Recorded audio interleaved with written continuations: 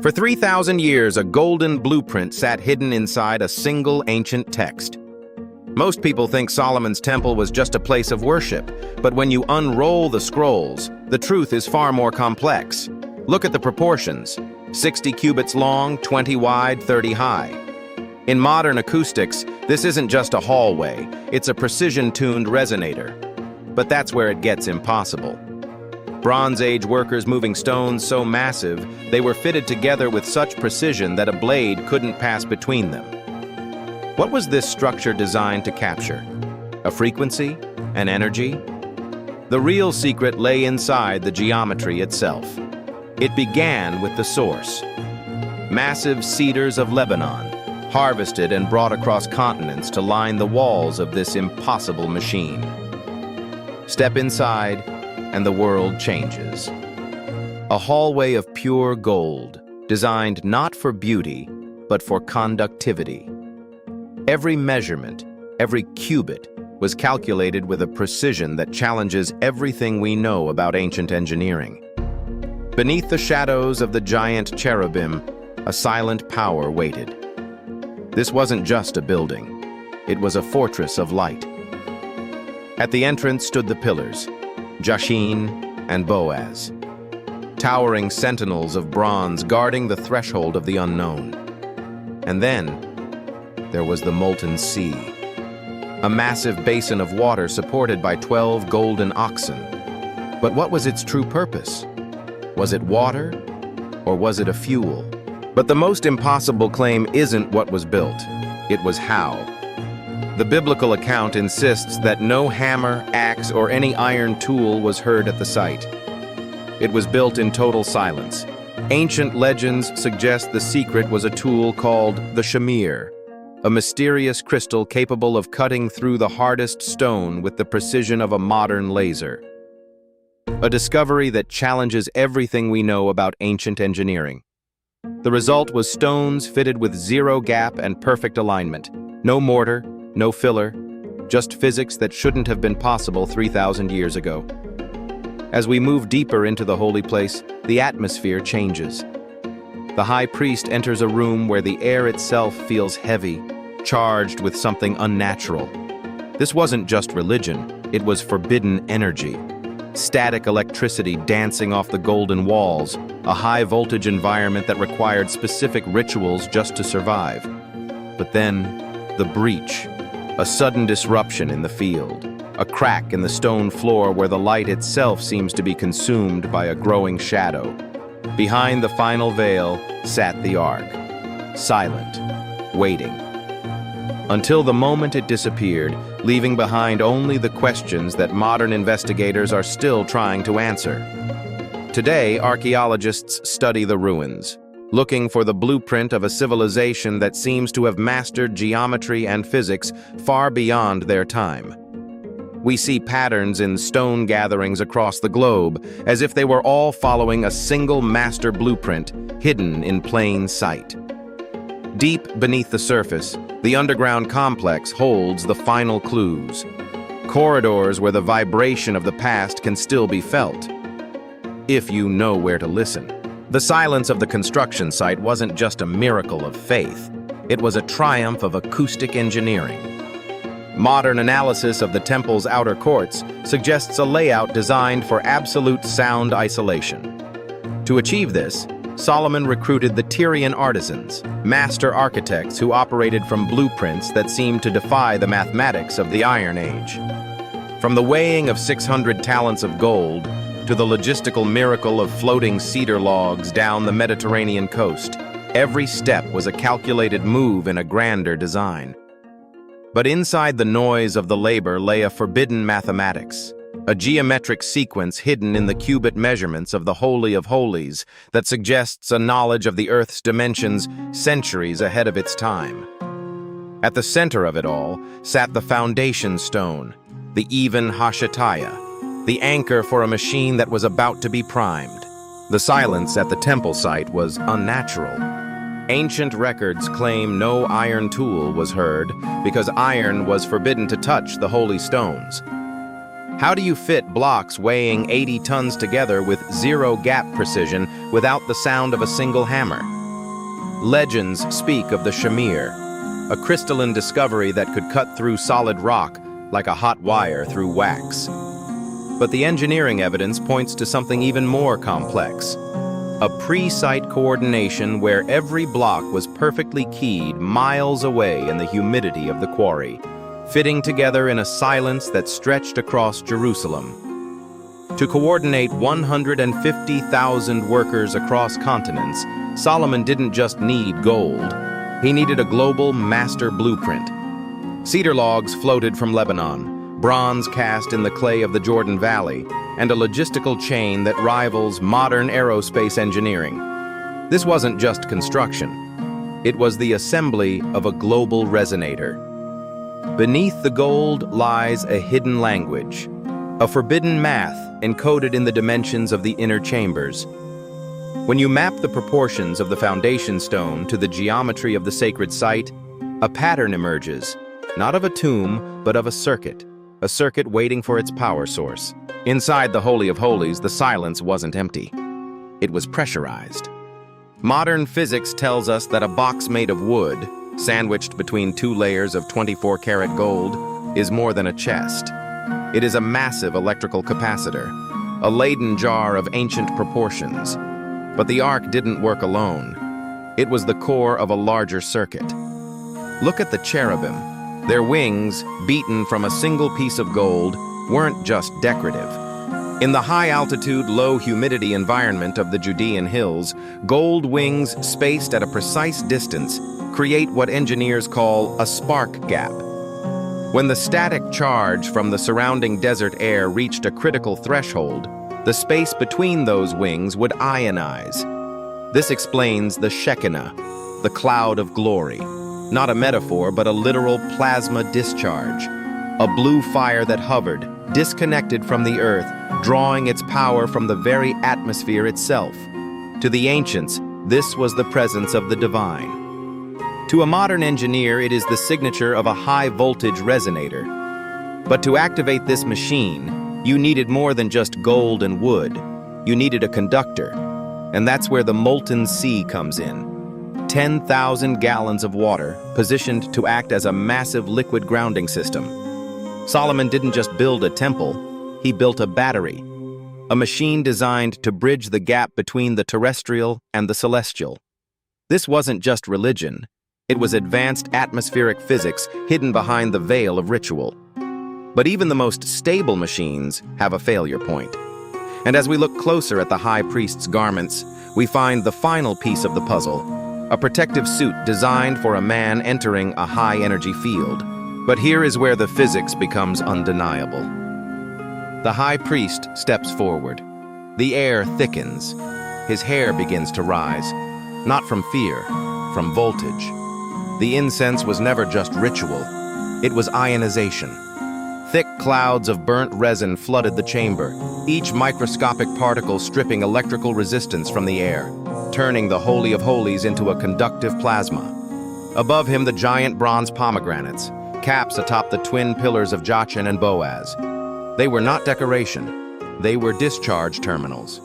Every sharp edge of that bronze casting was engineered to bleed static into the atmosphere, controlling the charge, preventing an uncontrolled arc from destroying the building. And beneath the arc, a golden chain, running from the mercy seat down into the stone floor. For centuries, scholars called it symbolic. But gold is the most conductive metal on Earth, and that chain led directly into the bedrock of Mount Moriah. The temple had a ground wire. The moment the charge reached critical mass, a blue flame appeared, the Shekinah, described in ancient texts as a soft, hovering fire. Silent, cold to the touch, suspended between the wings of the cherubim. To a modern electrical engineer, that description is unmistakable. It was plasma. Outside the chamber, the molten sea sat waiting. 12 bronze oxen supporting a basin holding thousands of gallons of water. Water and bronze, the oldest capacitor known to human civilization. The entire temple was not just a building. It was a circuit board carved in stone and gold. And at this moment, somewhere around 960 years before Christ, that circuit went live. For one man, the preparation was everything. The high priest didn't just walk into the Holy of Holies. He was engineered for it. Every thread of his garments had a purpose. Gold woven into the ephod, 12 gemstones across the chest, a turban of pure linen, and beneath it all, a body that had been ritually cleansed for 7 days. Because what he was about to enter wasn't just a room, it was an active circuit. As he walked through the holy place, the 10 golden lampstands flickered. The flames bent toward him. Something in the air had changed. The static charge was building. And then came the sound. The golden bells on the hem of his robe began to ring.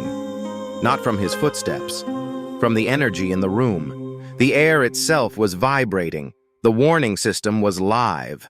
Ahead of him stood the veil, 4 fingers thick, blue and purple and scarlet, woven with images of cherubim. And it was moving, not swaying, vibrating. The veil was acting as a diaphragm, a speaker cone. The sound waves from the Holy of Holies were pushing against it, and then it parted. What happened next defies every assumption we have about ancient worship, because the high priest didn't walk into a silent prayer chamber. He walked into a machine at full power. The Ark of the Covenant sat at the center of the 20-cubit cube, and it was alive. Between the wings of the golden cherubim, bright blue arcs of electricity crackled, a Jacob's ladder in the heart of the temple. The air smelled of ozone and incense. The high priest knelt. This was the moment the entire structure had been designed for. Every dimension, every material, every golden panel and bronze basin, all of it built to contain and channel what was happening right now. The Shekinah, the blue fire, the visible presence that hovered between the cherubim. It began to intensify. The light expanded outward in concentric waves. It filled the cube. It pressed against the walls. The gold panels reflected it 1,000 times over. And outside, the entire temple began to hum. Citizens of Jerusalem could hear it, a low frequency resonating through the stone. Golden light burst from every seam and window. The building wasn't just glowing, it was breathing. The circuit was complete. The ark generated the charge. The grounding chain carried excess energy into the earth. The molten sea acted as a massive capacitor bank. The lampstands amplified the resonance, and the veil transmitted it outward. Every component, every material, every measurement. Solomon hadn't just built a temple. He had built a machine designed to contain the uncontainable. A structure engineered to house the presence of God without being destroyed by it. And for over 300 years it worked. But machines fail. And in 586 BC, the Babylonians were coming. The final chapter of the Solomon machine was about to be written, not in gold and light, but in fire and silence.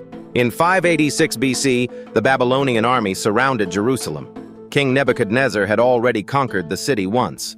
Now he was back. And this time, he wanted everything. The siege lasted 18 months. Starvation, disease, desperation.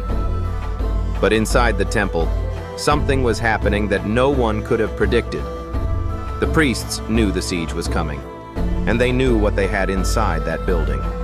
A machine, powered by the most sacred object in human history. So they did the only thing they could do. They activated it. One final time.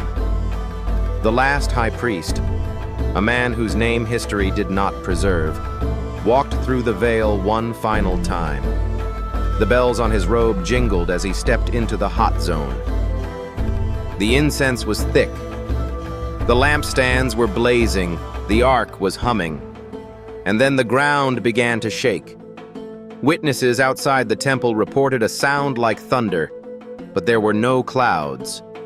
A blue light shot upward from the roof of the building, visible for miles. Babylonian soldiers dropped their weapons. Israelites fell to their knees. The temple was consuming itself with light and sound. When the Babylonians finally breached the walls and stormed the Temple Mount, they expected to find gold, mountains of it. Solomon's legendary treasure. They found the gold. They stripped every panel, every lampstand, every bronze basin. They loaded it all onto wagons headed for Babylon. Their inventory records are meticulous, obsessive, every gram of precious metal accounted for. But there is one object, the most valuable object in the history of civilization, that does not appear on a single Babylonian inventory list: the Ark of the Covenant. It's not there. No army carried it away. No record mentions its capture. It wasn't melted down. It wasn't hidden in a cave. It simply vanished.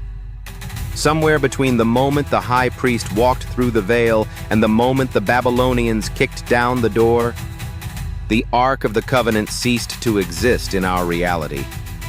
And here's where it gets impossible. The dimensions of the Holy of Holies were a perfect cube, 20 cubits by 20 cubits by 20 cubits. The Ark was placed precisely in the geometric center. The room was lined with gold, floor to ceiling, total conductor, total resonance chamber. When the machine was running at full power, the Ark was suspended inside a resonant standing wave of energy, a field so intense that physicists today have a term for what happens when matter is subjected to those conditions. They call it dimensional displacement. Some theorists believe the machine was never destroyed. It was simply turned off. The Ark wasn't captured because it was never there to be captured.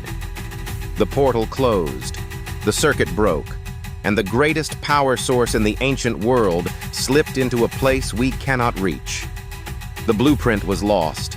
The machine was dismantled. The priests who understood its operation were executed or scattered. But the specifications were never truly lost. They were hidden in measurements, in materials, in the precise ratios of gold to wood, of length to height, of silence to sound, hidden in plain scripture. Today, archaeologists digging at the Temple Mount have found something curious. The foundation stones of the Holy of Holies show evidence of extreme heat exposure, temperatures far beyond what any fire of that era could produce. The stone itself is vitrified, turned to glass. Something happened in that room. Something that left a mark in the geology itself. The machine is gone. The Ark is gone. The priests are dust. But the question that keeps physicists awake at night, the question that drives archaeologists to keep digging, is this: if the machine worked once, could it work again? The blueprint was never truly lost. It was hidden in plain scripture, waiting for a lens sharp enough to see it. I'm hidden in plain scripture.